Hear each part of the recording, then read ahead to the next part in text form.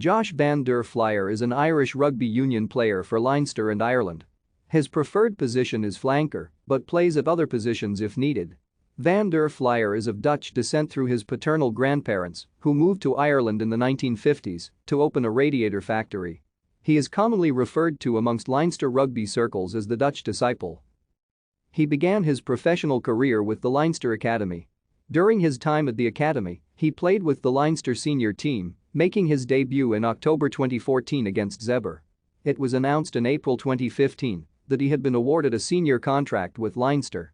Following the 2022 Champions Cup final, Van der Flier became the third Leinster player to win European Player of the Year after Sean O'Brien and Rob Kearney.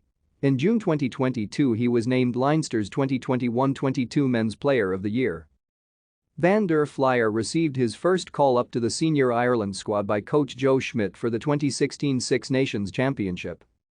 Van der Flier debuted for Ireland on 27 February against England in the 2016 Six Nations Championship at Twickenham. Thank you for watching. Like and subscribe if you would like to view more of our videos. Have a nice day.